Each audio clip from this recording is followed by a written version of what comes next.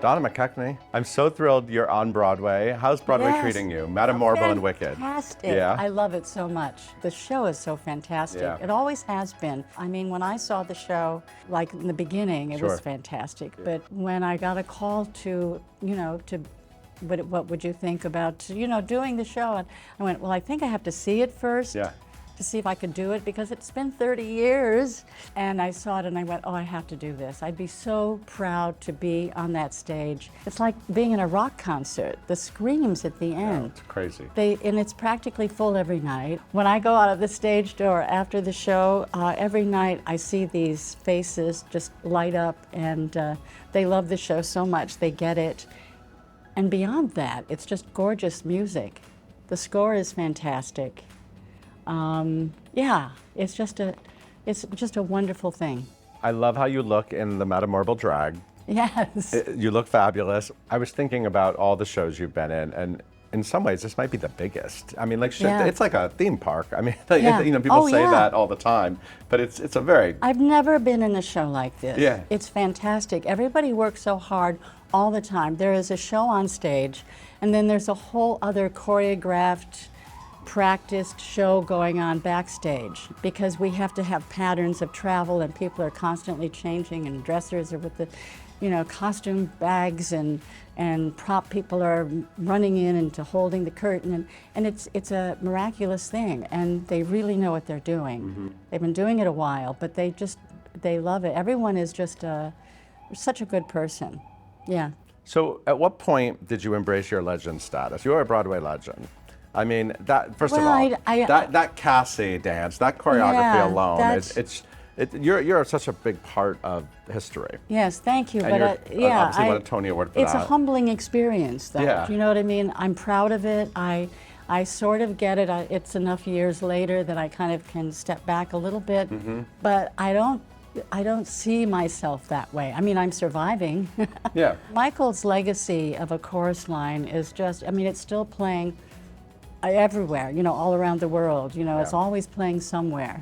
I'm very proud of it, because I meet people all the time, but it's wonderful to know that you're delivering something, that you're connecting with the audience in a way that really lifts them up, and just, it's wonderful. Yeah, you mentioned Michael Bennett, Yeah. who of course you're very tied to. Your legacies Yeah. are sort of entwined.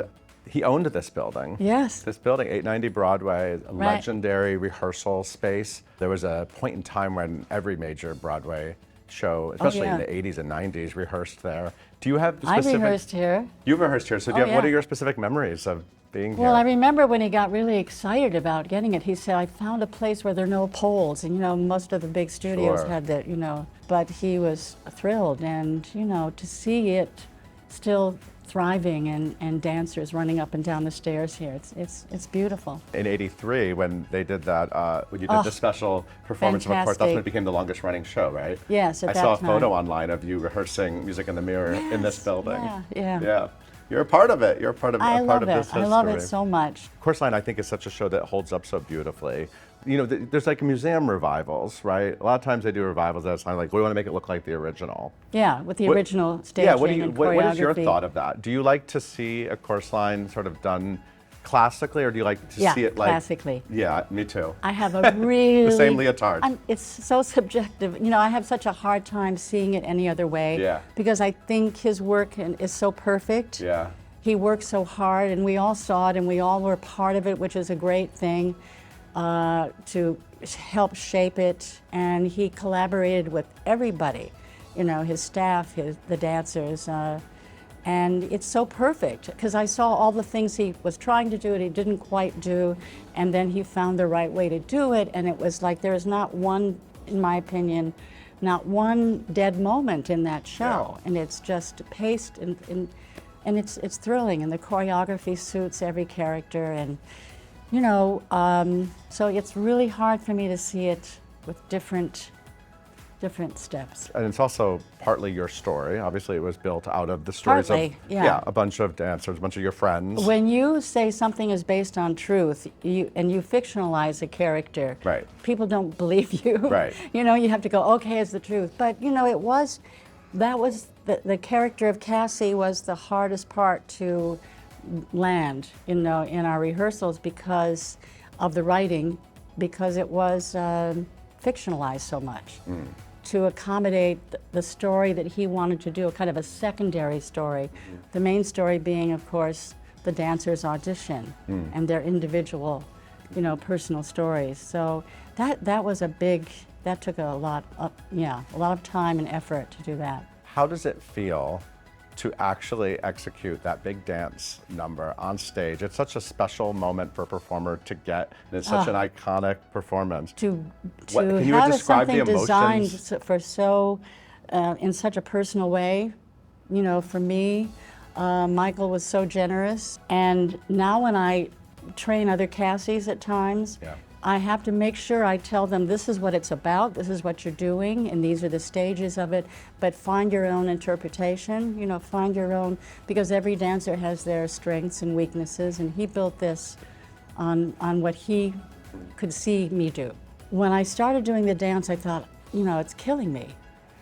I said, can't we do 3 things at the end instead of 4 of these turns because I'm dying? And he said, and Bob Avian even said, his, assistant director, he said, yeah, everything's nice in 3s. Maybe it looks like she's struggling at the end. And he said, that's what I want. I want the audience to wonder if she's going to make it. And I went, wow, that's fantastic. Because it almost killed me by the time I got to that 4th one. But the feeling of being up there and in the heat of the dance, I'm already sweaty and the air with the rush of the air as I'm running and turning, and it's a great sensation just physically, but emotionally combined with that, it was exhilarating. What was it like to win a Tony Award? I didn't come to New York to win awards. I mean, that sounds a little, but I mean, really, I came because I wanted to do a Broadway show. I wanted to dance. When you are acknowledged by your peers, it's such an honor, but I didn't really expect it. What does it mean for you to be a part of this very specific Broadway art form and legacy? I mean, it's a very special art form to be attached to. I was thinking of something because you were talking about a chorus line, and there was a line, and I think a couple of us said it, because when I got to New York, before my first Broadway show, which was How to Succeed in Business Without Really Trying, I heard that Broadway was dying. That was in 1960. And we put that line in the show, but it's not dying. If anything, it's just getting bigger and better and more popular, and we have newer audiences. And that's one of the things I love about Wicked. When I come out the stage and I see these kids and teenagers and adults, and they're all there, just loving it, loving to be there. Well, they feel the magic. I mean, there's nothing like sitting in the audience and having that connection. And having that human experience. And I do liken it to the personal stories in a chorus line, how the audience was able to connect on a very fundamental human way. And that's how the story is told in Wicked, I think. Don't you? Yeah. It's very human, the most fundamental things, and that connects. What do you want to do next? What do you want to do? Do you want to do you still just want to keep doing things? I thought I was sort of retired before Wicked, but now it's kind of, Get the bug again. Yeah. It's just great to be back. I mean, what I call the COVID years, everybody, was like shut in their apartment and everything stopped. It was a very difficult time. Yeah. And coming out of that, and it's like, and then this prize, Yeah, there's more to come. I don't know what it is, but I think it'll be good. You know what? People always ask me, is Broadway really back? And you know what? If Donna McKechnie's Yes. back, I think Broadway's back. Thank you. Yeah, it's back.